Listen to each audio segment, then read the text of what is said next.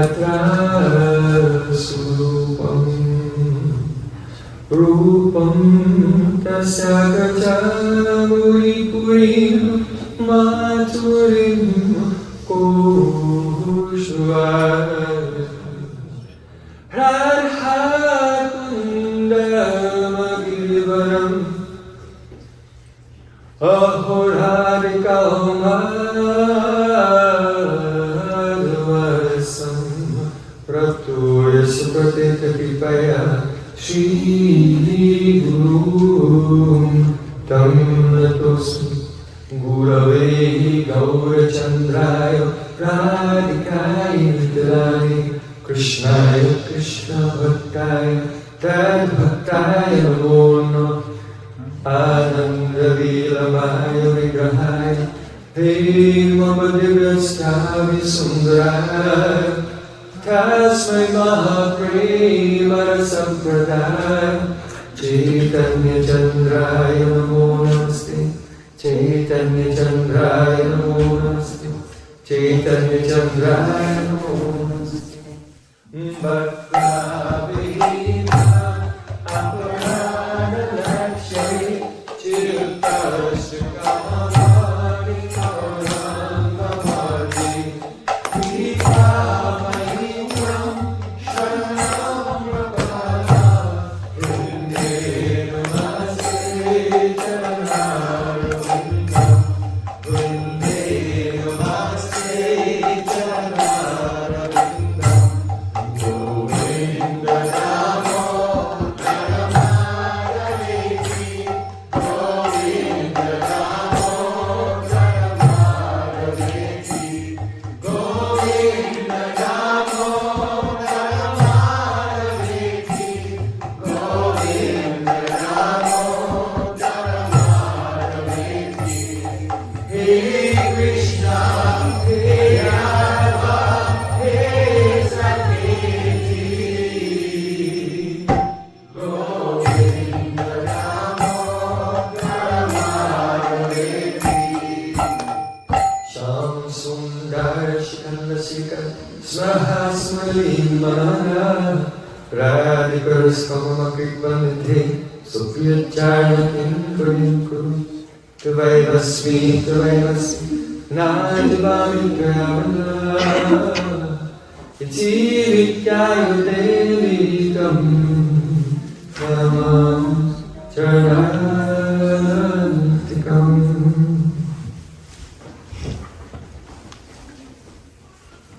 First of all,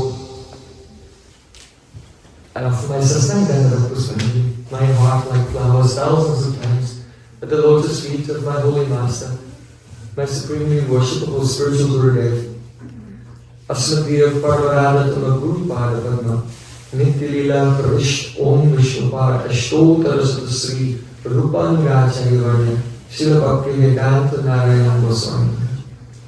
Secondly, I offer my pranam thousands of times at the lotus feet of my Param Gurudev, to Srila Prabhupada and to all of our Sri Rupa Rupa Gaudiya Guru Param.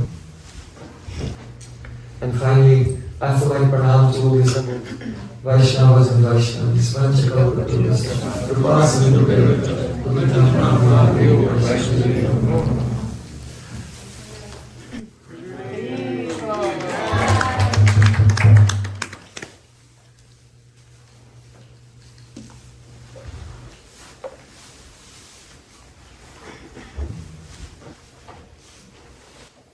By the causes of Sri Guru and Gauranga, we had the fortunate opportunity to publish the Katha of Prabhupada Srila Bhaktisiddhanta Thakur. The original title of the book in Sanskrit, Upakyani Upadesh. Upakyani Upadesh. So many persons, they're aware of this Upakyani Upadesh, so many short stories that were spoken by Srila Bhaktisiddhanta Thakur. They were translated into English previously and they were available. However, what is not widely known is that was volume 1. And the volume 1, those stories, they were extracted from the Lokik Niti Shastra. That means there are texts that explain ethics, morality, and proper behavior, but they're filled with worldly examples. It is not actually from Paramarthik Transcendental Shastra. Books like Panchatantra, like Hitupadesh, and others. So the first volume, which was known and translated previously, it was from the Lokik Niti Shastra. But what was not translated before was the second edition, Dutiya Kanda. And all those upakyans, upakyan means a tale that is didactic. It has some profound, valuable, practical teaching for us within it. So the second volume, that is filled with only the stories from the Paramarthik Transcendental Shastra. So volume 1 was Lokik and volume 2 Paralokik. So the sources for this second volume, which we published in the form of Vedic Wisdom Tales, we find the sources are Katha Upanishad, Kena Upanishad, Chandogya Upanishad, Sutashvata Upanishad. Also, many of the episodes are from Srimad Bhagavatam, from the Mahabharata, from Ramayana, and more modern, let us say, medieval times also. Not only the ancient Vedic times, but from the medieval times, Prem and other books. So, many of these episodes, they're quite well known. But only a pure Vaishnava knows how to extract the essence from those histories. Many of the histories are well known and the teachings behind them have become somewhat cliched. But if we hear Srila Bhaktisiddhanta Thakur's explanation, it is completely fresh and actually quite shocking.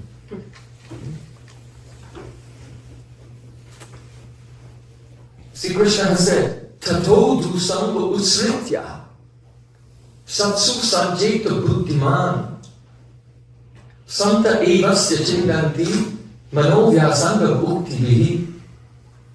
It means an intelligent person will seek out the association of saints, pure sadhus, and give up the association of worldly-minded persons who are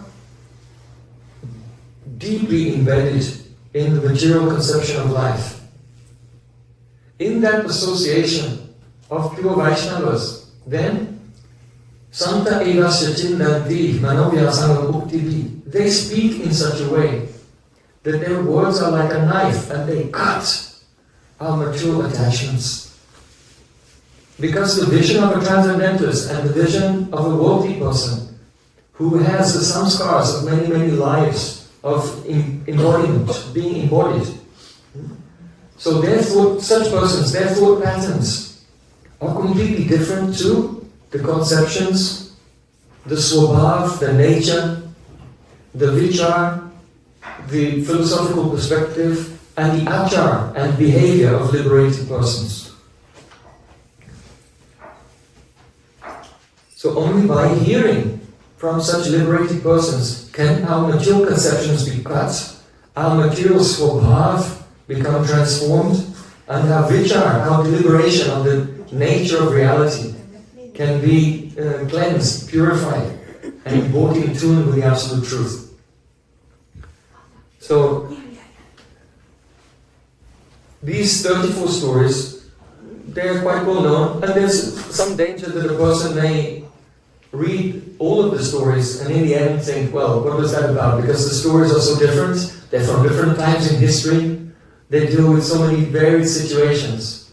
So I have composed a commentary on this Vedic Wisdom Tales in order to just highlight and extract what is called upadan.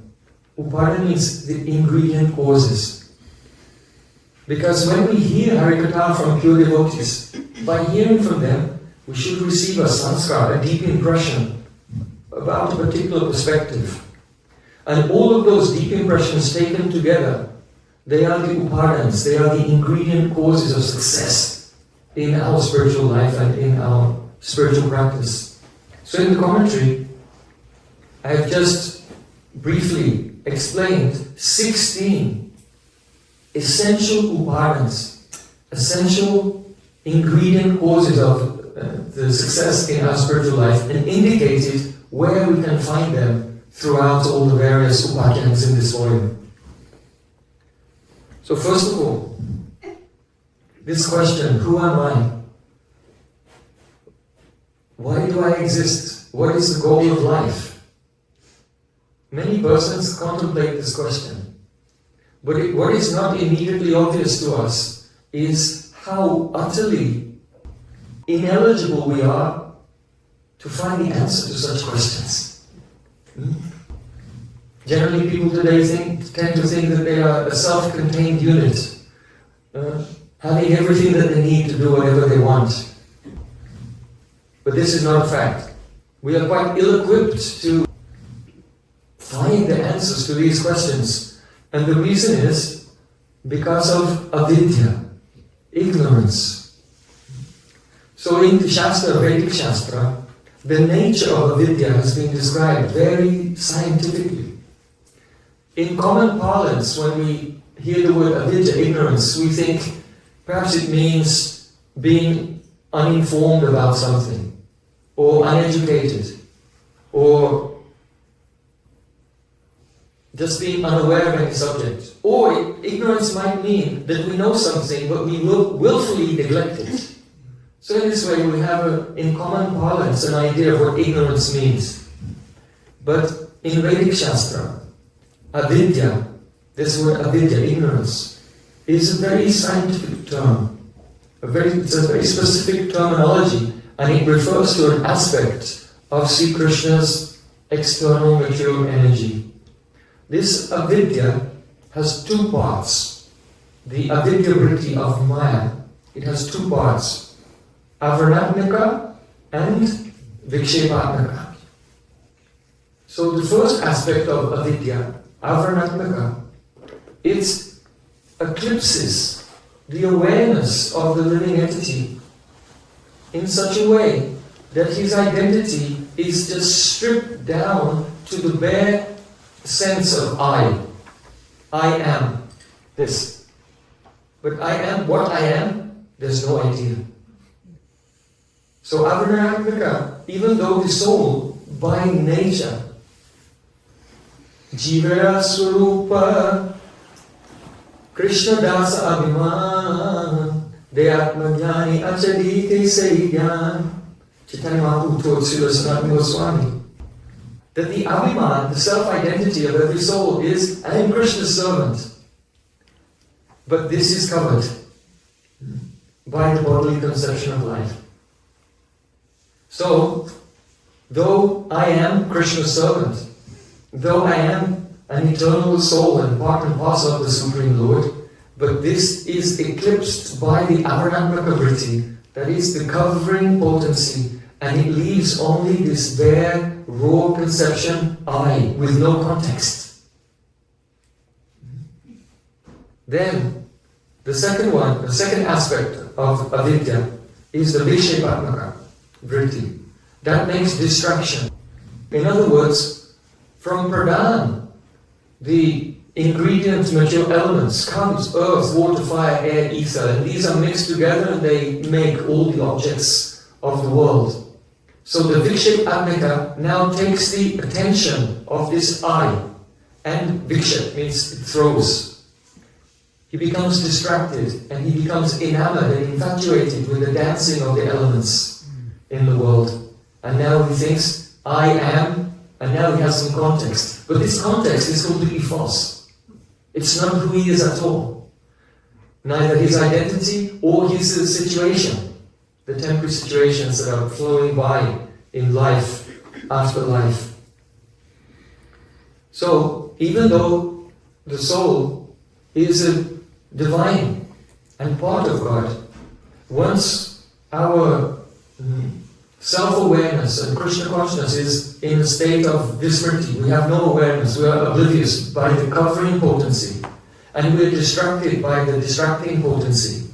Then, even though the self is beyond duality, is beyond birth, beyond death, beyond hunger, thirst, and fame, and honor and dishonor, profit and loss, and all the jubilation and tragedy of life, is beyond all of these things. But still, he feverishly thinks, I am this particular body-mind complex, and is always working to try to secure some safety and some gain and some type of enjoyment in the ephemeral sphere.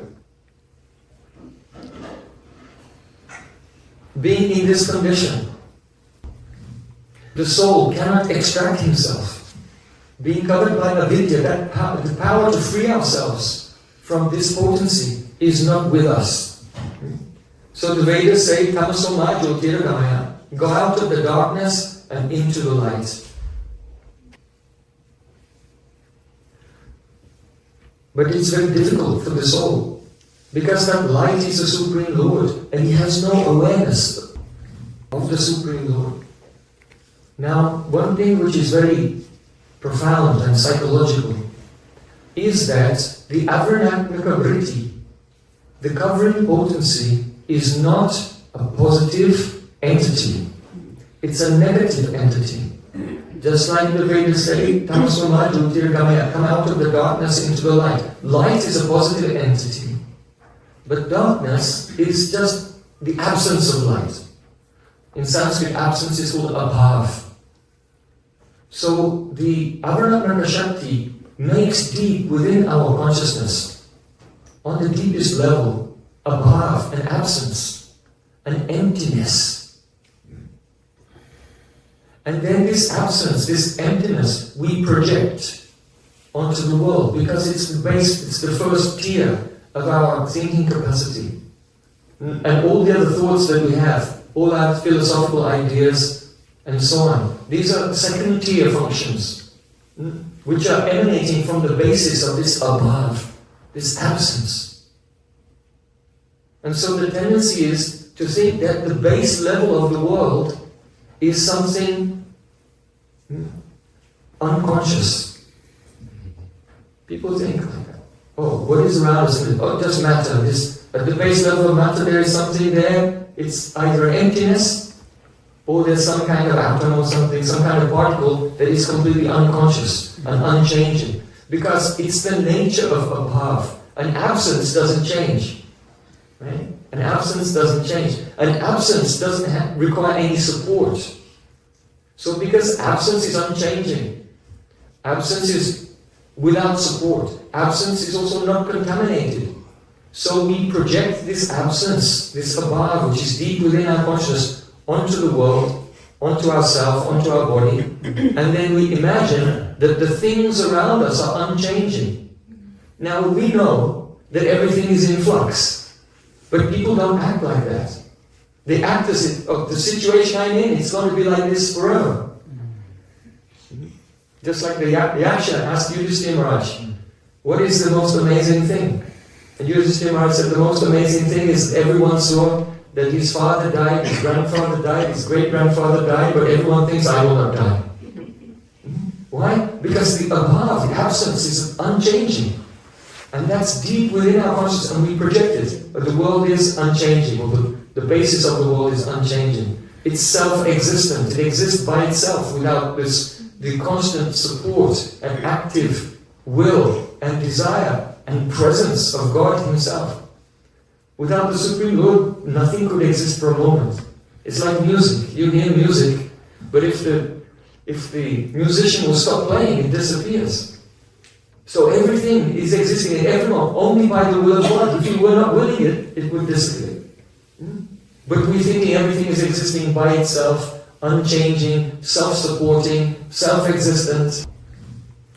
And also, an absence is not impure. And so we feel ourselves, I'm not impure. I am not impure, the world is not impure. And the problem with that is that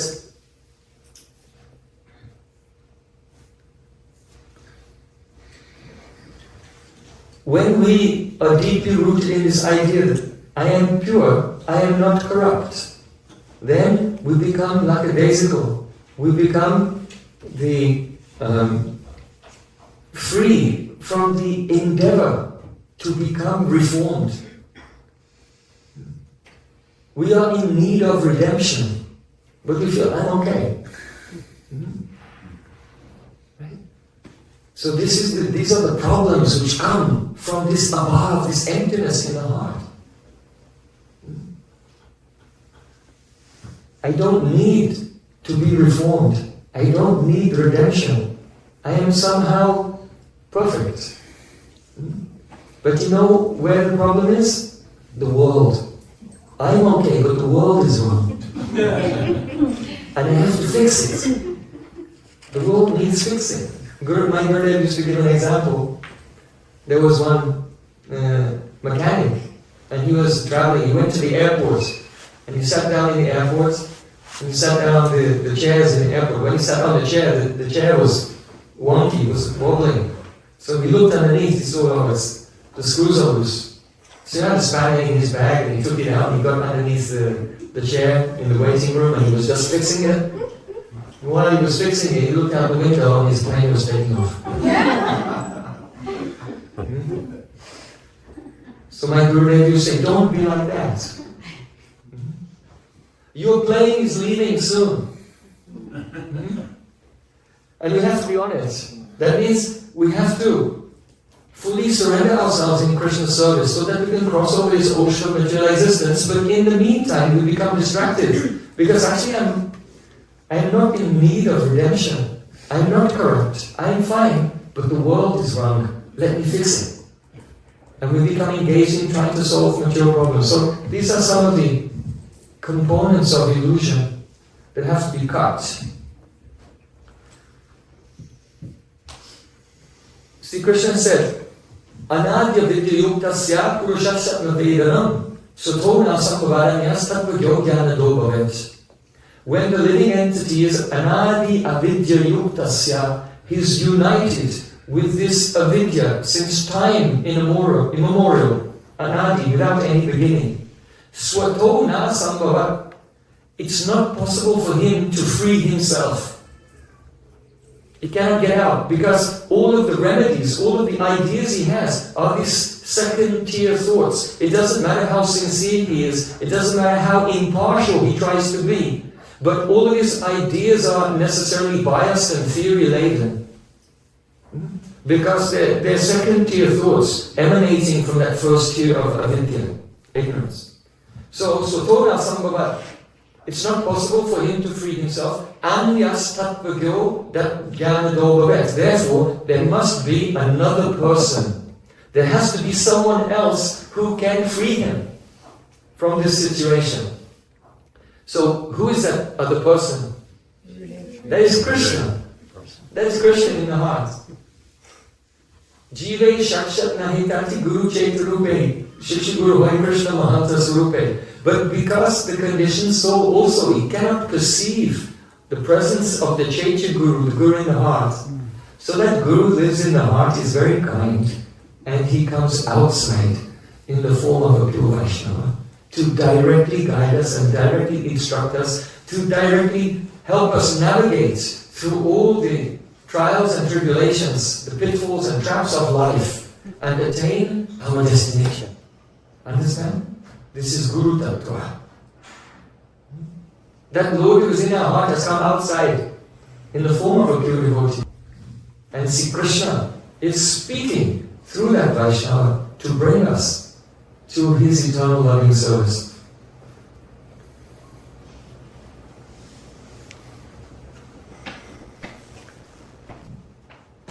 To become elevated from the contaminated and corrupt situation, Dhanamasya tattvam nihitam guhayam mahajano yena kakasa palta. The scriptures say we should follow the Mahajans, the great devotees. So if a person is fortunate, they have the association of a pure devotee. and they have the chance to hear their instructions. But even hearing their instructions, many persons, you see, the mind is expert at creating justifications to deviate from the path of pure bhakti, from the path of anya-abhilashta shunyam, the path of being completely devoid of even the slightest scent of any worldly motivation. So the mind is always looking for a way out, to wriggle out of this. So even having good association, the Sat-shishya is still rare. Sadguru is rare, but Sat-shishya is even more rare, the bona fide disciple. So, it's important to understand three things. Though the consciousness, the nature, the swabhav, the vichar, the conception, and the achar, the behavior of the high-level Vaishnavas is beyond our limitation, but still they give some prescription for us, a particular swabhav, a particular disposition, a particular vichar, deliberation, and a particular achar, method of conduct, which is suitable for us, which is attainable for us, which we can follow, and we can practice in such a way that if we do that, then our level of eligibility will be raised and will come from the lower stage to the higher stage of consciousness. So, in this book, Vedic Wisdom Tales, there are so many varied stories, and I'll not go too much into the stories today, but I just want to speak about 16 upadanas, the ingredients of swabhav, disposition, of vichar, of philosophical perspective, and of achar, conduct in our life, that guarantee that we can hear the message, the Shabda Brahma, the message of Godhead, coming from the lotus lips of pure Vaishnavas, without any mic vyavadan, without any interference, without any obstruction, which makes the spot, that is the bursting, the spot means bursting. I think that it's the English cognate of the Sanskrit word spot, or the Sanskrit word spurti, is sprout, like a seed, bursts open, and then its true nature comes out. So in the same way, the Harikatha and the holy name, Atashi Krishna Namadi Nabhavad Grahimindre, they cannot be perceived by the senses. The holy name is Van Manasa Agocharatva. It has the quality of being beyond our power of speech and our power of thought. But still, Sevanmukhi Jivado Swayameva Spurantyadaha. When a person is Sevanmukh, completely attentive, serving with body, mind and words fully, then Swayameva Spurantyadaha. There is this sport, the bursting of that transcendental sound into the consciousness and the direct realization of the Advaita, non-dual supreme reality. So if one will adopt these upadans, these ingredients in his life, then the message can be received unmitigated in its pure and pristine form, which is not different from the direct experience of Sri Krishna and his eternal service. So first, number one, Guru Karan.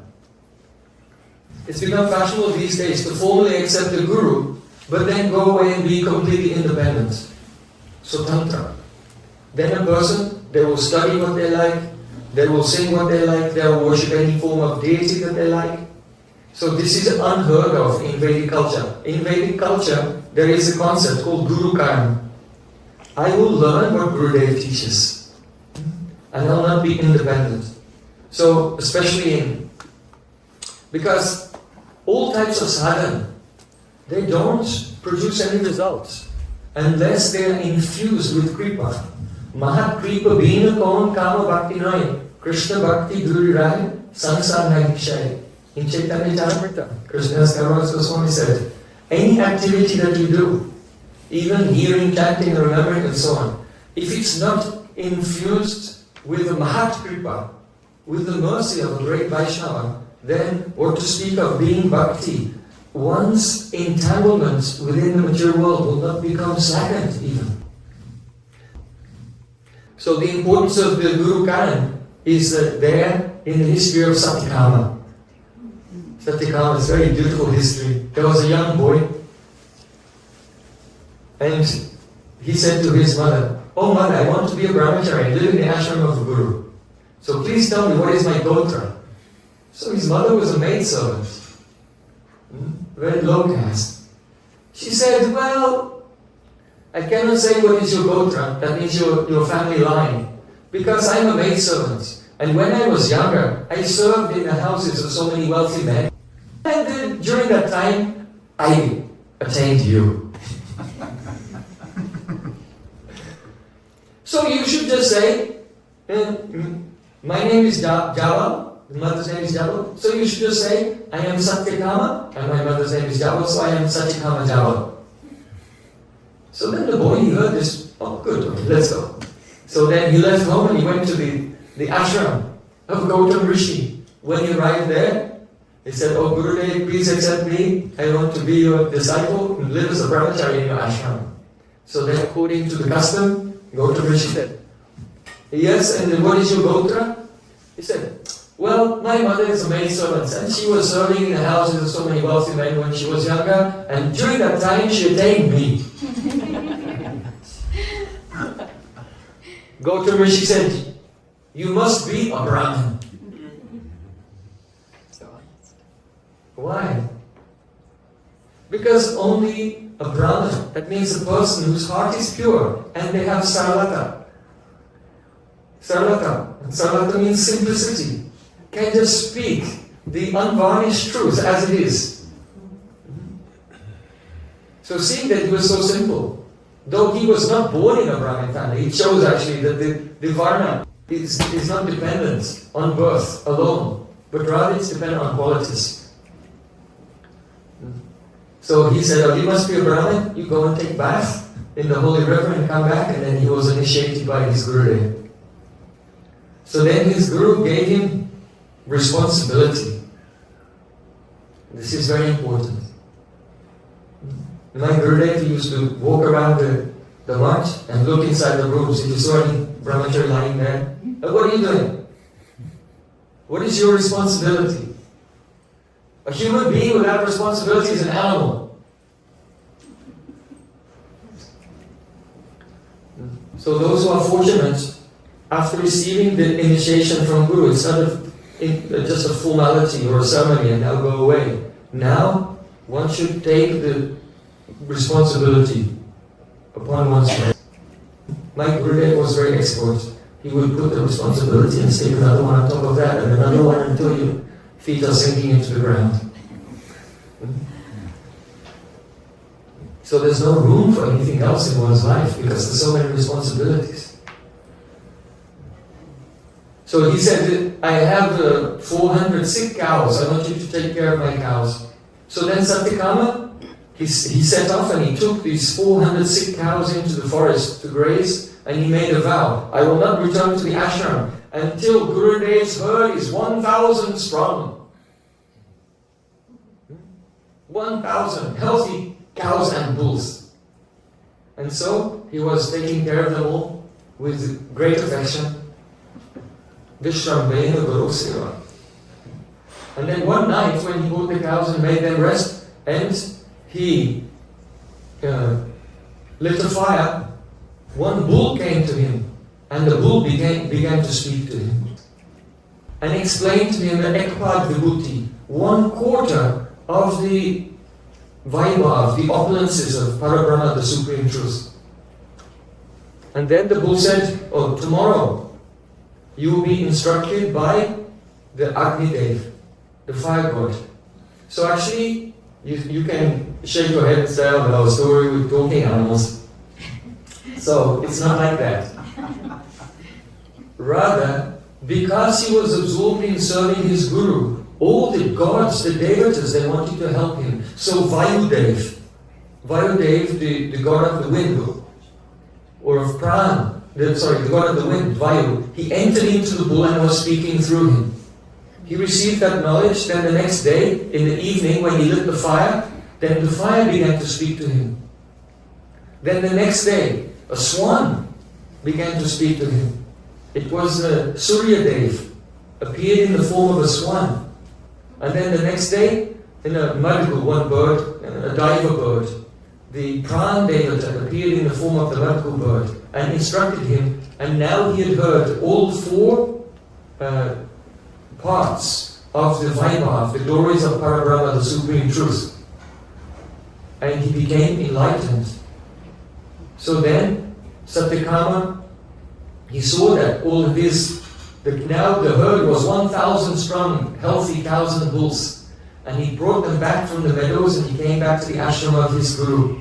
And when he approached his guru, then the Gautam Rishi looked in his eyes. And from his eyes he could see that he'd become enlightened. He could see that he was no longer in a state of body identification. He was no longer affected by Maya. And his Gurudev said, "From whom have you heard?" Satyakama said, "Oh Gurudev, I have not heard from any human being.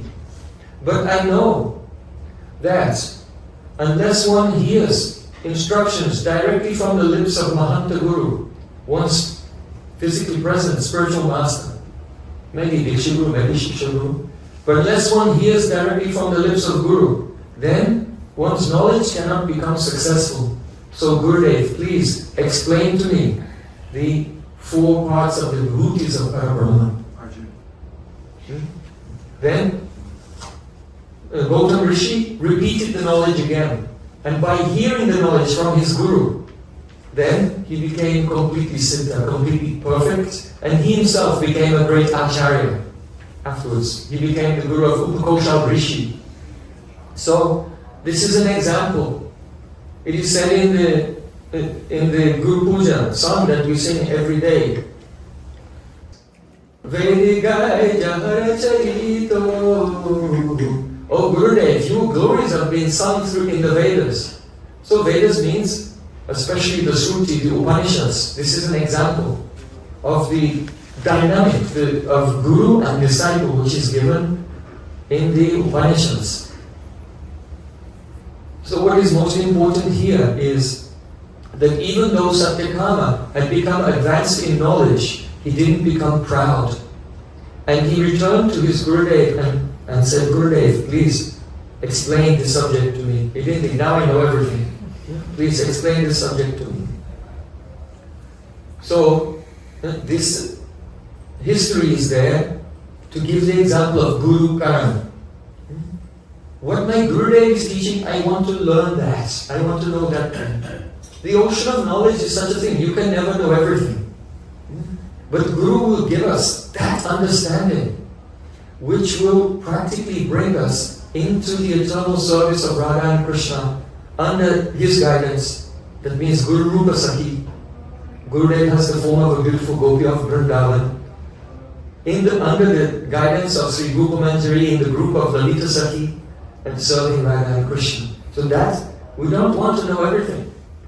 Mahaprabhu said, "Na danam, na janam, na sundarim, kavitam va jagadishara kame." I don't want followers, I don't want money, and I don't want kavita. That is a great learning. To become known as a scholar of all types of poetry and so on. Why? We want to receive that knowledge that Gurudev wants to give us. Because that's not knowledge for the sake of knowledge. That is only how to please Radha and Krishna. So the first ingredient, upadan, is the Guru Karan. The opposite of Guru Karan is given in another history here. Srila Bhaktisiddhanta Thakur tells the history of Ekalavya. So you know that Ekalavya, he was a wild person living in the forests. And he approached the Dronacharya. And he asked him, "Oh, please, can you accept me as your disciple?" But Dronacharya did not accept him. So what did he do? He made a murti of Dronacharya. And then he was bowing down and he was worshipping that deity of Dronacharya and practicing archery in front of him every day. And he became so skilled, he became more skilled than Arjuna even. And one day Arjuna was going in the forest and he heard a dog barking. And then suddenly the dog became silent. And he saw that someone had shot arrows filling the mouth of the dog in such a way that he could not bark, but at the same time the dog was not even injured, there was no cut. And when Arjuna saw this, he thought, I couldn't do that. Someone has more skill than me. And he felt disappointed. So, many persons, they explain, just see, Arjuna was envious of Ekalavya. Because Ekalavya had more skill than him. And Arjuna felt insecurity, and that's why he went and complained to Dronacharya. So these are the types of explanations people come up with. But this is completely wrong. The fact of the matter is that Dronacharya had told Arjuna, I will teach you in such a way that no one will be your equal in archery. And so the reason Arjuna was disappointed was because he could not reconcile. How could the words of my Gurudev not come true? It was nothing to do with himself. It was nothing to do with his desire. It was nothing to do with insecurity or envy towards someone more prosperous or successful than himself. It had nothing to do with any of those things. So then, he was searching, who has done this? And then he found that Ekalavya. And Dronacharya said, who are you? I am Ekalavya, your disciple.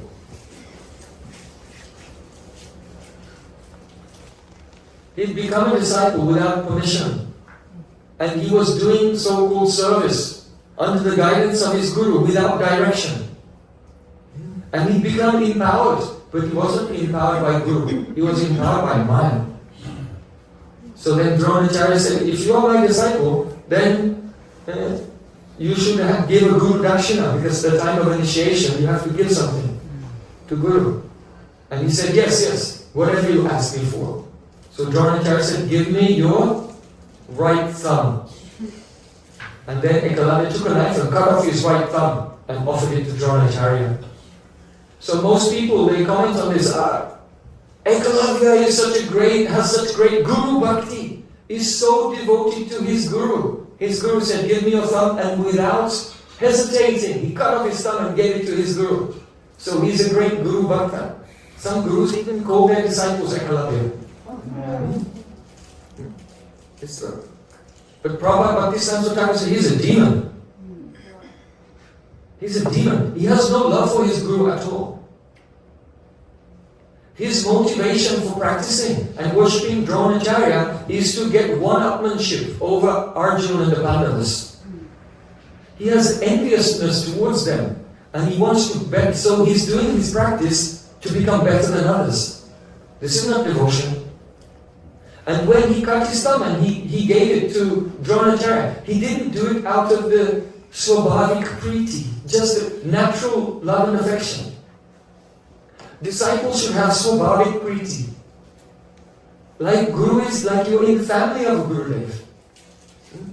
If you live in a house with your father, then the son never thinks, oh, why should I do this, why should I do that? He loves his father and he does things just to please him. So the service to Guru should be like that, the swabhavik priti. But why did Ekalavya cut off his thumb? Why? Because of his ego. He wanted to be veer, he wanted to be a hero. He thought, if Gurudev said, give me your thumb, and I just cut off my thumb and give it to him, then everyone will see, just see how I follow Maryada. I am a dharma veer, I am a hero of the ethics. It was nothing to do with natural love. It was to inflate his own position. Another reason why Arjuna went to Dronacharya and said, oh, this has happened, this situation has happened, someone has become more talented, more skilled than me. It was because Arjuna wanted to give a teaching to the whole world about Guru Karma. the necessity of accepting Guru and being trained, hearing and learning under Guru's guidance. He wanted to give this lesson. Because Ekalavya, he was independent, but he was externally making a show. He was doing puja and he was practicing before the deity and bowing down all the time. But really he was swatantra, he was independent. When Lord Nrsimhadev appeared to Prahlad Maharaj, at that time Prahlad Maharaj said, Evam janam nipatitam prabhava hikupe kama bikama anuya prapapan prasanga kritvatma saat surashina bhagavan grihite tats chatmane nuvisude tavabritya seva. O Lord Nrsimhadev, you want to give me a benediction, but I must say that by associating with materialistic-minded persons, I fell into a deep well full of snakes. What? The snakes of desires.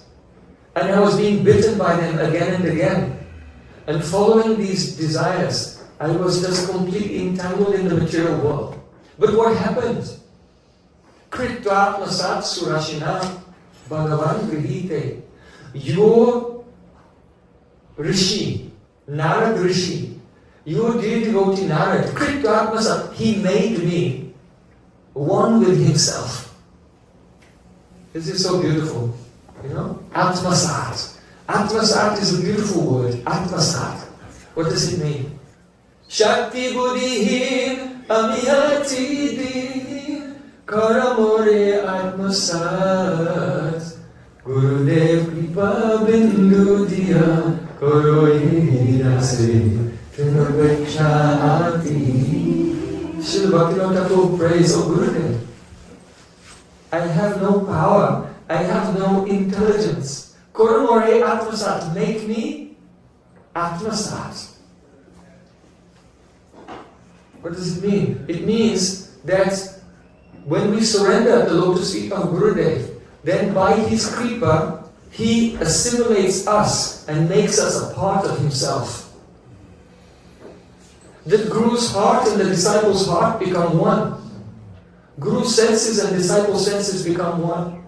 Guru's pran and the disciple's pran becomes one. The disciple thinks, I am not independent. I belong to you. I don't even belong to myself. And that's the nature of the soul, actually. Just also one of the stories here is Bali Maharaj. Bali Maharaj, even though he was provoked, he surrendered everything at the lotus feet of Lord Vamandev. But Lord Vamandev bound him up with snakes and pushed him down to Sutal planetary system. But he did Atmanivedam. He surrendered everything at the feet of Lord Vamandev. And that's why his name is Bali. You know what Bali means? Bali is the name of an offering in a sacrifice. The offering that you make in a sacrifice is called Bali. So the teaching here is that there are two types of consciousness. Vibhu Chaitanya, the vast unlimited consciousness, Vibhu Chaitanya, and Anu Chaitanya, the minute atomic consciousness. So it is the swabhav, the nature of the minute atomic consciousness to be adin, completely in the state of subordination to the Vibhu Chaitanya. So the dharma or swabhav, the nature of the Anu Chaitanya, is to be completely subordinated to the Vibhu Chaitanya. And that's why his name is Bali. We all have to become Bali, completely offer ourselves to the subordination of the Vibhu Chaitanya. And that's our nature. And as long as we remain not in that nature, then we remain covered by false nature. Everything else is ahankar. Katripta abhiman, the false sense of agency, being an agent within the physical plane. So, Ekalavya did not surrender himself. He was trying to inflate himself. He was not doing Guru Karan. But conversely, we see Prahlad Maharaj. He said to Lord Nrsimhadev, Oh my Lord, I was floating in this material world, suffering in so many ways, but your devotee Narad, he made me one with himself. He made me a part of himself. Therefore, taschatmane, nuveshude, tavapritya seva. How could I ever leave his service? Once that connection is made, then the disciple cannot stop. Serving Gurudev all the time, 24 hours a day, day and night. Day and night. Like Srila Prabhupada, he used to wake up at 1 in the morning and write his books. Once he asked some devotees, why do I wake up at 1 in the morning and write? So the devotees were quoting verses, Govinda, Varipurusam, Tamam, whatever. Prabhupada said, no. They couldn't come up with the answer. And Srila Prabhupada gave the answer, said, because I cannot live without it. Sri Chaitanya mano vishtam sthapitam yena bhutale swam rupa kadanayam dadati swavadantikam. Rupa Goswami is that person who established within this world the mission to fulfill the innermost desires of Chaitanya Mahaprabhu. So similarly, each great Acharya in our Guru Parampara is a living. Their every breath, their every step, their every thought is only how to do the Mano Vishta Seva, fulfill the innermost heart's desire of their Gurudev and their previous Acharyas. Because they're situated in the Nitya Dharma.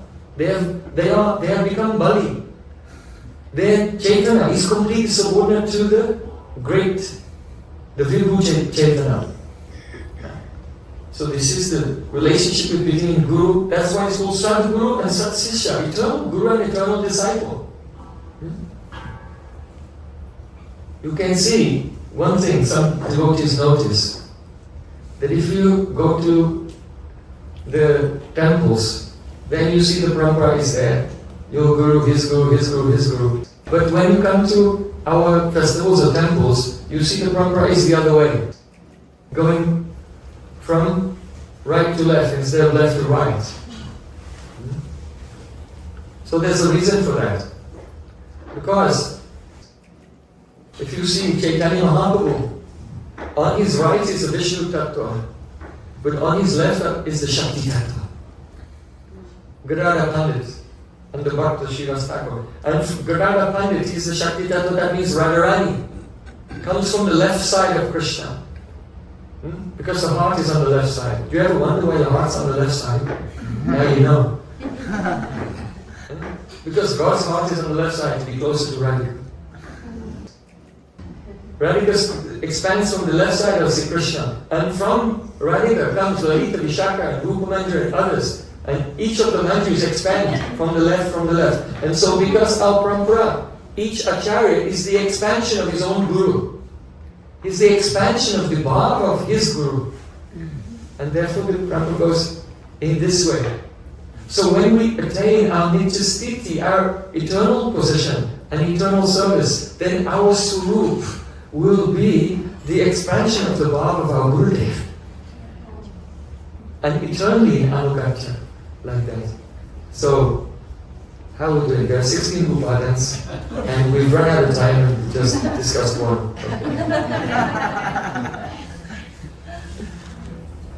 What to do? I'll just cherry pick a few others here. Number 4. The absolute necessity of avoiding offenses to Vaishnavas. Because of avidya, we have in the conditioned state a natural aversion towards Krishna. And so that plays out as also being a natural aversion towards his pure devotees. And this is why in the 10 offenses to the holy name, what is the first one? Satam ninda annam paramam aparanam vitarate. The offense towards the satam, the pure devotees. So, the conditioned mind, being averse to Krishna, also feels aversion to the association of pure devotees. And even though pure devotees, everything that they say and everything that they do is for our benefit. But due to conditioned nature, we may feel intimidated in some way and feel as if we're being antagonized. It happens. This is why it's difficult to associate with pure devotees. They're like fire. If you come close, then all the anarthas start trembling. Say, don't go any further. We'll die. We'll die if you stay here. Let's go outside and get some fresh air. So we have to be aware that certain aversion is there, and this is why Sri Narottam Thakur said, Shri Guru Charana Padma Kevala Bhakati Sadma Bando Muvi Savdhan. I bow down to Gurudev very carefully. Savdhan means with great care. Why? Because the conditioned mind has the tendency to be disrespectful in some way. And if, either by actions, or by words, or even by mind, we make some slightest antagonism towards a saint, then this will produce a backlash of catastrophic effects, beginning with a loss of taste for chanting. Yeah? Chanting it'll be like chewing sawdust, no flavor. If there's no offense there, a person can very easily just sit down for hours and relish the sweetness of Sri Krishna's name. But if there's a dryness, one is not relishing the sweetness, it's because of the presence of some offense. So that's the first thing, the loss of taste in the holy name. And then, inadvertent philosophical deviations. You are convinced that you're right, but actually, you're following some opposite path.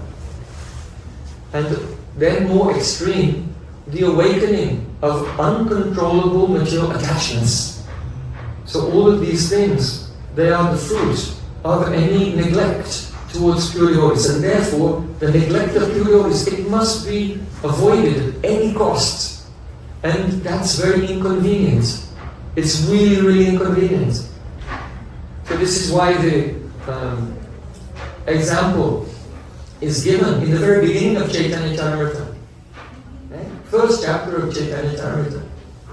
There's discussion of Guru-tattva, and then there's a history, Krishnadas Kaviraj Goswami's own history. He was at his home, and one day, a great devotee of Nityananda Prabhu, Miniketana Ramdas, he came to his home, and the devotees stood up and they welcomed him, but Guru-tattva Mishra, the pujari, he didn't stand up. Miniketana Ramdas said, there's a second Romaharshan suit. You remember Romaharshan suit? He didn't, when Balaram came to a Naimisharanya, he didn't stand up to receive him. He was sitting on the Vyasasana. Why do you have to stand up and respect anyone? Everyone should respect me.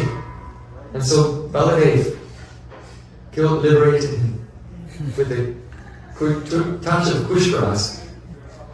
So, Miniketana Ramdas said, look, there's the second Lomaharshan suit. That Guru-tattva Mishra accepted that chastisement and he didn't answer back. And because of this, he was purified by those words. But the brother of Krishnadas Kaviraj, he did not apologize, he didn't say anything.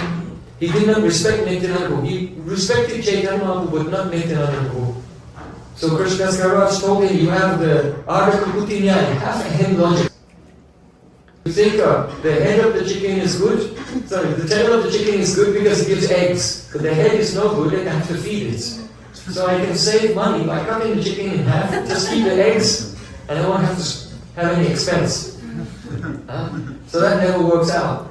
So you cannot accept Chaitanya Mahaprabhu without Nityananda Prabhu. Chaitanya Mahaprabhu is giving himself freely to everyone, just at the price of our asking.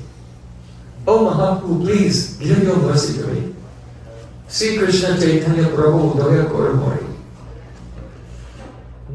So Mahaprabhu is giving himself just at the price of asking. But the problem is that we don't have a sincere asking disposition. And so Chaitanya Mahaprabhu has appeared himself in the forms of Nityananda Prabhu as the embodiment of the asking disposition. Nityananda Prabhu is like a child, simple like a child. And he's completely free from any spirit of vengeance. He has no malice at all. Even Madai smashed his head with a wine pot, but he was still praying for him. He did not have any spirit of vengeance at all. So Nityananda is the embodiment of the childlike asking disposition which is free from all malice. By worshipping Nityananda Prabhu, this disposition can come to us. And then when we beg Mahaprabhu for his mercy, seeing our sincerity then, Mahaprabhu fills the heart with Unnat Ujjvala Rasam Tisriyam, with the nectar of Ujjvala Ras, the gift that was never given before. So the brother of Krishnadas Kaviraj, Goswami, he was not accepting of Nityananda Prabhu. And when Krishnadas Kaviraj Goswami saw this, what did he do? He just left home. It's kind of inconvenient, right? You're living somewhere, you're comfortable and everything is fine. And then one person there makes an offense. And you think, well, it's not bad, maybe he'll change it because I'm very comfortable here. But that's not the example. The first teaching of Chaitanya Charitamrita is the example of Srila Krishnadas Kaviraj. And he immediately left his home and he was traveling, and then at night in one village he took rest, and Nityananda came to him in a dream along with all of his associates performing kirtan.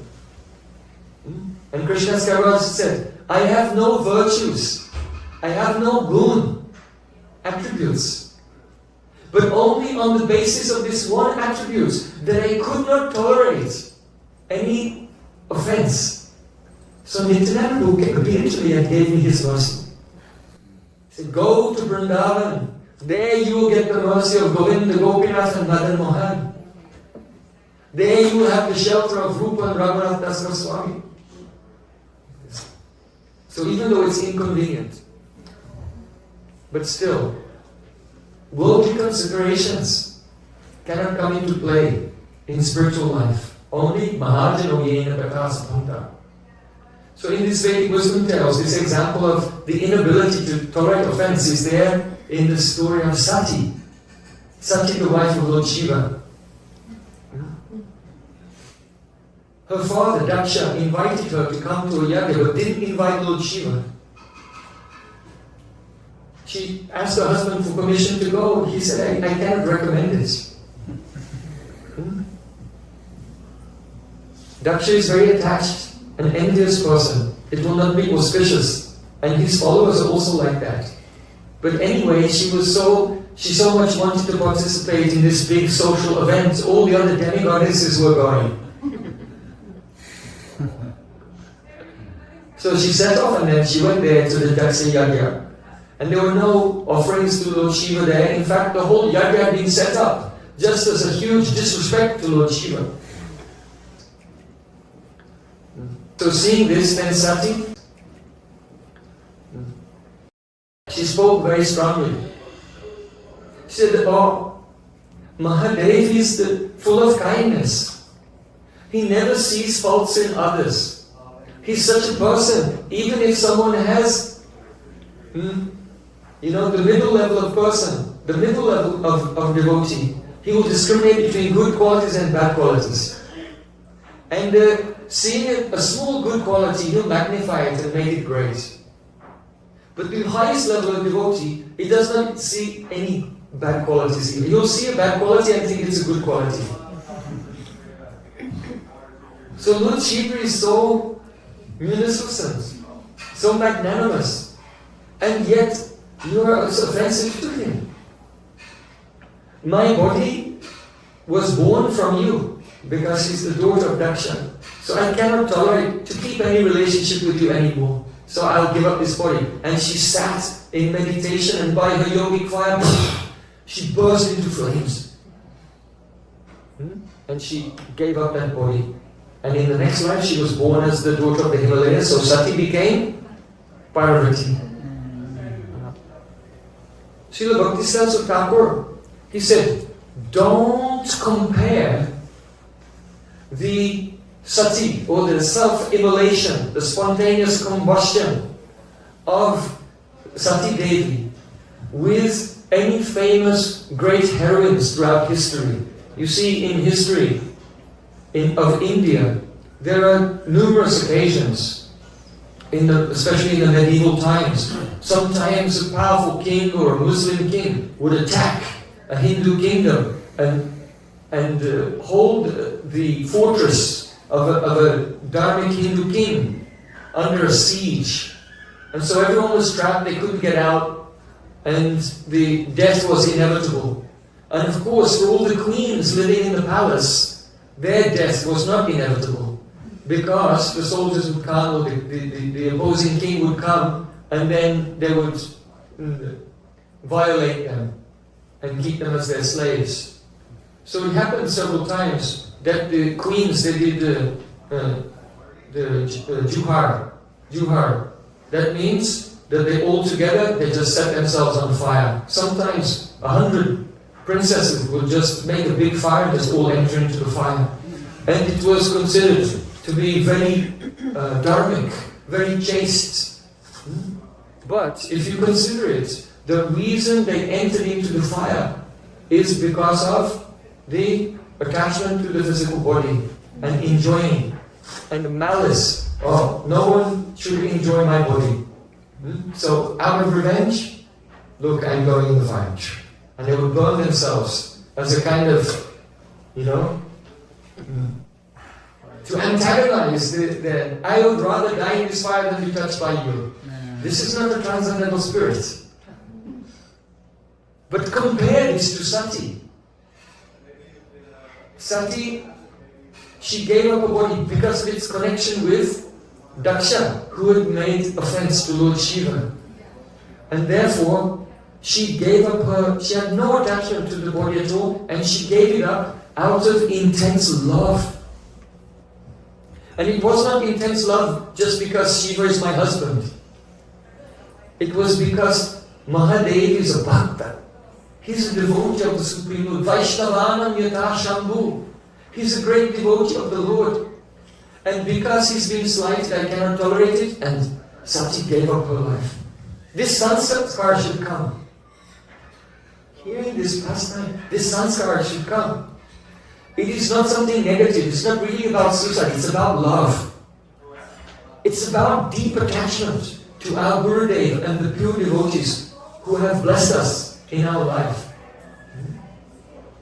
So those persons who remain calm and quiet and peaceful, and they have the sabhyata, shishtachara, very good social relations with those who commit offense. This is not the Vaishnava teaching. And it's not born out of some type of enlightened state of mind. It comes from Riga Durbalya, the weakness of heart, and the desire to be honored by others as well. So, Santa evasya chindanti manovyasana uktivi. Only the pure Vaishnavas can explain the scripture in such a way that these contaminations can be cut from the heart. Let's just choose it. So that's an important part, and keep that impression. That's it. Okay. Another part. The necessity of preaching the glories of the holy name.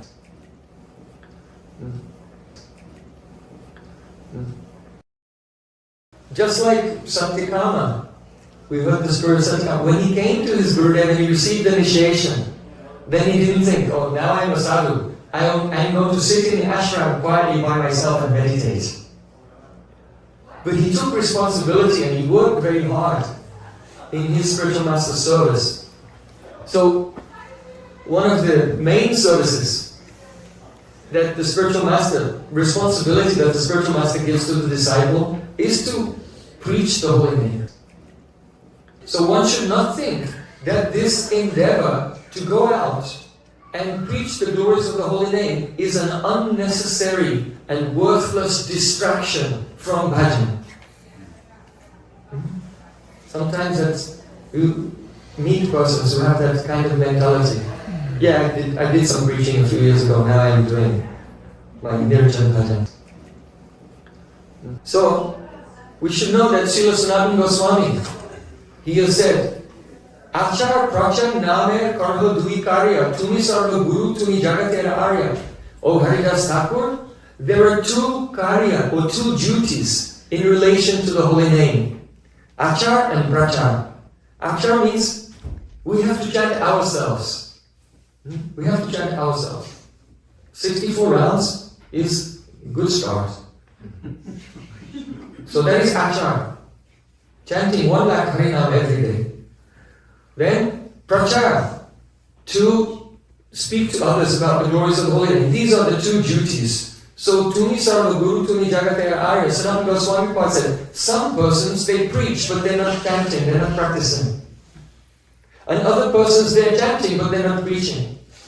But you, Srila Haridas Thakur, your chanting is perfect and your preaching is perfect. Therefore you are Jagatera Arya, you are worshipable for everyone in the universe. You are the Guru of everyone.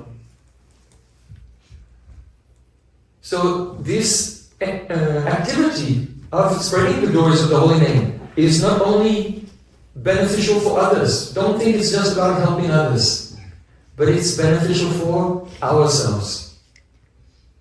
When Sri Chaitanya Mahaprabhu was in South India, he said to the Brahmin, he stayed in the house of one Brahmin in South India. When he was leaving, that Brahmin said, "Take me with you." Mahaprabhu said, "No, you should stay here, but one thing.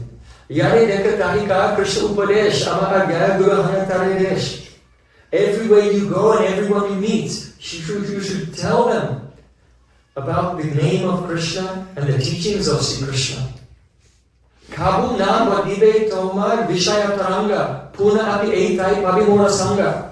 And Mahaprabhu gave a blessing. He said, if you do this, then you will never be obstructed by the waves of sense gratification.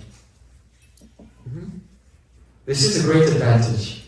Have we ever been obstructed by waves of sense gratification? Anyone? No. It happens. But it won't happen if one is absorbed in preaching the glories of the holy name under the guidance of a pure Vaishnava. If it's independent, then there's no guarantee. But if one is preaching under guidance, then it's very, very helpful. One will be protected. Mercy will come, and one will be protected. Just like once, we were in Italy at a festival, and Gurudev told everyone, go out and do a big Nam Sankirtan around this Italian village. So Shamarani said, yeah, but if I go and I chant, my chanting is not pure, so what benefit will it give to others? Gurudev said, you're going on my order. Amara Adhyaya means on my order. And because you're going on my order, some power will be there and it will have a great effect on others. Once some devotees asked Srila Prabhupada, we have read in your books that those who are preaching, they are Madhyamadikaris. So does that mean we are Madhyamadikaris? Srila Prabhupada said, I am preaching and you just do what I tell you to.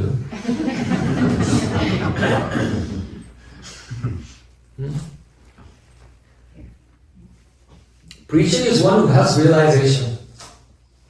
Those who have realized the sweet moods of Vrindavan, they can impart that to others. But if someone is under the guidance of such a person, then we can become an instrument in their hands. And during that time, we'll be saved from so many various types of obstructions that come from this life and especially past life samskars. Impressions from the previous life. You see? In this Vedic wisdom tale, Srila Bhaktisiddhanta Thakur, he does a very wonderful thing. He compares various histories. So let us compare the history of Subari Rishi and Bharat Maharaj to the history of Rantidev. Do you know Rantidev Maharaj? He was a king and he had been fasting for 48 days. Without water or food for 48 days. And then a plate of prasad and some water was brought before him. And he was just about to eat. And one Brahmin came. And so, seeing the Supreme Lord in the heart of everyone, he divided the food and he gave half to that Brahmin, the Brahmin ate. And then after his guest had eaten, then he was about to eat. And then another man came. One man was a Sudra came. So then he divided the food again and gave to that Sudra. He took. So then again he was about to eat. Then a man came with some dogs. And he was seeing the Lord in the heart of everyone, the man and in his dogs as well. And what was remaining of his food, he gave to that man and his dogs. And now he had no prasada. Only a glass of water was there. So then he was just about to sip his glass of water when an outcast, a chandala, dog-eating person, very low-class person came and said, I am thirsty, I'm dying of thirst. Please give me some water. And then he gave his water. Now he had nothing. But he said, oh, the moment I gave this water to this thirsty chandala, at that moment, my thirst, my hunger, my illusion, my lamentation, my fear, everything was completely lifted. The curtain of illusion was completely lifted. Na kamayam gatin ishwar pram astari yuktam napunabhavam va ati prabhade kildeya bhajam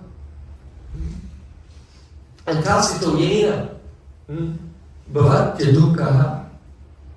He said, oh my Lord, I don't pray for liberation. I don't pray to have mystic powers. I don't pray to you for any kind of opulence. I am only praying that I can enter into the heart of all the people of the world and let me take their karma, let me take their suffering and let them be freed. Everyone else should be freed from misery. Let me take it on their behalf. He prayed in such a way. And his life was like, his whole life was for others, to benefit others. So then what happened? Brahma, Shiva, Indra, Surya, Chandra, they all appeared before him. All the demigods appeared before him. And actually, that Brahmin who came, the Sudra who came, the man and all the dogs, they were actually all the devatas. They were the demigods who had come to test him. And now they manifested their devata forms. So you know what happens if you get the darshan of a devata. You know what happened to Hiranyakashipu when he saw Lord Brahma. Then he asked for benedictions. Because when the devatas give their darshan to someone, it's because they're pleased and they're ready to bless them. So when Rantidev, he saw all the devatas coming to bless him, what did he do? He just gave pranam. Because he wasn't interested in receiving anything from them at all. All the opulence of the world was ready to be offered to him. It was there in the palm of his hand, but he had no interest. That means he conquered Maya. He conquered the elusive energy completely. He just gave pranam to them and continued to meditate on the lotus feet of Sri Krishna. Now, Srila Bhaktisiddhanta Thakur, he makes a contrast here. Just see the difference between Rantidev and Bharat Maharaj and Subari Rishi. Rantidev was living among the people and trying to help them. But Subari Rishi was alone and meditating underwater. But what happened? He saw some fish getting amorous and his past impressions rose up, matured his eyes, lost him. He let go of his breath and came out from the water and immediately went to the palace of Mandata Maharaj and asked to marry, and he got married to his 50 daughters. So one minute he was completely renounced, and the next minute he married 50 princesses. Well, he was deviated from his sadhan bhajan. Why? Because he was doing his sadhan bhajan for himself. He didn't have to do anything for the upliftment, the parabhupakar, the benefit of others. What about Bharat Maharaj? Also, being there alone underneath the water. He did not have sadhu sangha. Only sadhu he had was sometimes Guru would come to take a fish and he criticized him. Huh? You see? The sadhu came but he criticized him. And so this is why this disaster happened in his spiritual life. Bharat Maharaj, he was alone in the forests. And what happened? He saved a baby deer from drowning. And he became attached, but really he wasn't attached to the deer. You see, he had renounced his household life. He had so many sons. And he'd given up attachment, but he had one young son, and the attachment to that son had not gone yet. It was just buried. And when he began to take care of that deer, then this sanskar, this impression of attachment from his previous activities was awakened, and he was projecting that material attachment, mundane affection which had not been removed, he was projecting onto the deer. And at that time, because he did not take sadhu sangha, he didn't associate with any advanced devotee who santa evasya chindanti mano vyasanga mukti. He did not associate with someone who by their words could cut that attachment so he could continue on his path. Therefore he became obstructed by that desire for sense gratification. And as you know, Bharat Maharaj, he fell down, he became a deer. His 3 lives went by. So just compare, on the one hand, Subari Rishi is doing his Nirjan Bhajan, Bharat Maharaj is doing his Nirjan Bhajan, but they were unable to contain the very powerful samskars, impressions. Due to avidya, you can look inside and think, yeah, I'm pure, I don't have any attachments. Just wait and see. It's only a question of time. Those attachments there, unless and until Tesham Evanu Kampatam Aham Jnana Jantamaha Nasham Yatma Bhavasto Jnana Deepe Navashvata Chatusloki Gita. Then see Krishna said, if someone serves and pleases their Gurudev, Yasya Prasadat Bhagavat Prasadat, by the mercy of Guru one gets the mercy of Krishna. Then Tesham Evanu Kampatam, Krishna said, to show special mercy unto them, I appear within their hearts and I dispel with the shining lamp of transcendental knowledge the darkness born of avidya. That avidya will be gone when the darkness is illuminated by the appearance of Sri Krishna in the heart. Prema bhakti jab hoite avidya vinashayate. By associating with Sri Guru and serving Sri Guru, he blesses us with praying, and then the darkness in the heart is destroyed. But until that point, there's always a danger that one can become overpowered by deeply rooted sanskars. And there are so many of them. Many, many, many. So, Mahaprabhu said, Kabu nama divattomas vishataranga punarak eitai pavimora sangha. If you speak to everyone and tell everyone you meet about Krishna, then I promise you this, that you will not be obstructed by the waves of sense gratification like Sobari Rishi was, like Bharat Maharaj. Is anyone here as qualified as Bharat Maharaj? You know how advanced he was. And Punapi Eikai Pavimora Sangha, Mahaprabhu said, and again you'll have my association. In other words, those who will preach, Mahaprabhu will give his darshan to them. Now, one may raise an objection to this. One may say, but how can I meditate on the confidential moods of Braja if I don't remain in solitude? In reply, we can quote from Bhakti Sandarbha. There, Jiva Goswami Bhatt, he says, Tattu chamatkara vishesh poshat purvatopya hitam iti deyam.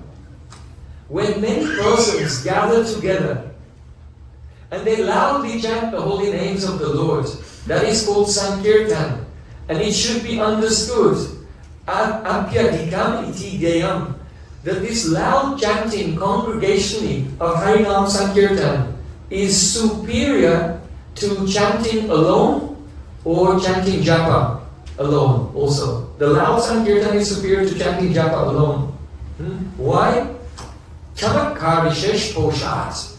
Because it causes the nourishment of Chamatkar Vishesh, intense, astonishing, ecstatic moods. They come from Sankirtan. So then one might say, well, I'm still not convinced. Because if I go out, aren't we going on Sankirtan today? Yes. We're going to Gainesville. Right? It's the place where you can get some gains in our spiritual life. That's why it's called Gainesville. We can go there and gain some love for Krishna by doing Sankirtan there. So one may say, look, I raise this objection that if we do non-Sankirtan in public, we'll have to face numerous obstacles. For example, we may have to meet with skeptics, persons who are skeptical of our practice. We may meet the opposite, persons who start worshipping us. Oh, your Sankirtan is so beautiful. That can also be the honor of others, can also be a deadly distraction. Because the Anarthagrasta Jiva cannot digest the honor and worship of others. They take it for themselves. They're incapable of passing it, knowing that actually this honor is actually for Krishna, not for me. Or we may experience physical exhaustion. It's exhausting to go here and there and sing and dance everywhere through the street. So there are no such disadvantages in staying comfortably at home in your room. You don't get exhausted. You don't need any skeptics. Someone's worshipping you. Just sing. Why not? So in response, we can say that Srila Sanatana Goswami Pada said in Bhagavatamrita, Vichitta Lila Rasa Sagarasya Prabhu Vichittat Puritat Prasadat Vichitta Sankirtana Madhuri Sa Natu Swayat Nad Iti Sadhu Siddhyat. The meaning is that the depth of realization and the extent of joy that comes from the holy name doesn't depend on us. It doesn't depend on our sadhana. It depends on the happiness of Nam Prabhu.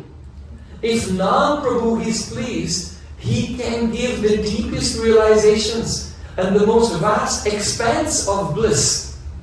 And no material circumstances can obstruct that mercy of Nam Prabhu, the holy name, when he's pleased with us. So, not only that, but Srila Jiva Goswami also in Bhakti Sandarbha, he says, Tadevam kalau nama kirtana prachar prabhavena iva prama bhagavat parayanatva siddhir darshita. Thus we have explained that the Param Bhagavat parayanatva. Parayana means absorption in service. So the Param Bhagavat parayanatva, the quality of being supremely absorbed in Krishna's service, siddhir, darshita, we have shown that it becomes perfect. How? Nama kirtana, prajar prabhav. By the influence of engaging in the glorification of the holy name everywhere, then one's own absorption in service to Krishna becomes perfected. So, my Gurudev, he saw I had this wicked duplicitous tendency in me to just be alone and chant a lot. So one day he called me into his room and he said, how much translation did you do today? I said, Gurudev, 2 hours. He said, not enough. He said, I know you. You're sitting there the whole day. And then he made fun of me. He was impersonating me. You know how I sit like this. Then Gurudev took his japamala and he sat up straight like this. And then, Hare Krishna, Hare Krishna, Krishna Krishna, Hare Koi mastriya vanachari vyavachara dushta Krishna ikvachaisha paramatma niruddha bhava. I had just been alone and privately relishing this beautiful verse glorifying the gopis of Vrindavan, spoken by Uddhav. Koi mastriya vanachari vyavachara dushta. Oh, where are these gopis who seemingly are contaminated by deviation from religious principles and now living like wild persons in the forest, having left everything? and deviated from the path of Dharma. And where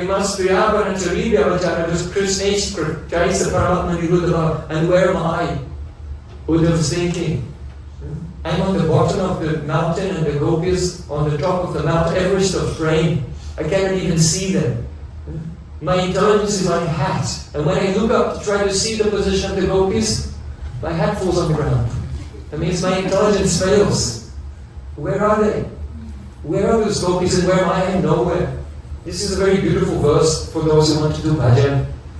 Srila Bhaktivinoda Thakur has recommended, Srila Sanatana Goswami has recommended this verse. So I've been alone and chanting and sometimes meditating on this verse, and now Buddha says, I know what you are doing. Was he there or not? Was I alone or not? Not alone. Yam prabrajantam bheda-abheda-tattva dvaipayano virakatra putreti kanmayatyotarve vinayus tan sarva bhuta vidayam munivanatosmi. I bow down to my Gurudev who enters into the heart of every living being. So Gurudev knew, and he was making fun of me. I know what you're doing. Hare Krishna, Hare Krishna. Then he said, you should not think that preaching and translating is separate from your bhajan. Don't think your bhajan is one thing and your preaching and translation is another thing. You should think the preaching and translation is part of your bhajan.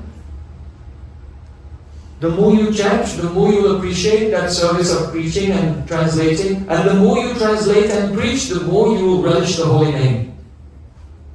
There's a synergy between these. Then Gurudev said, I'll make you a bhajan kutir at Radhakund.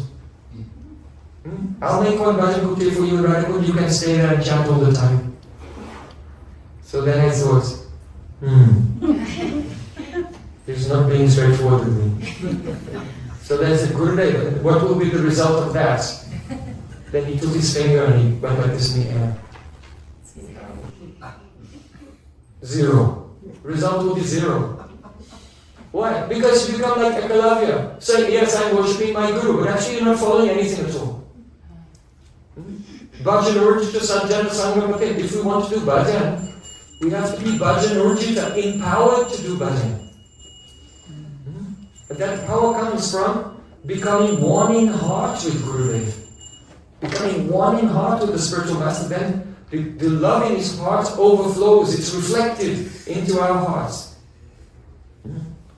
So, Srila Jiva Goswami is saying here, you will become perfect by engaging by the influence of the Nam Kirtan Prachar.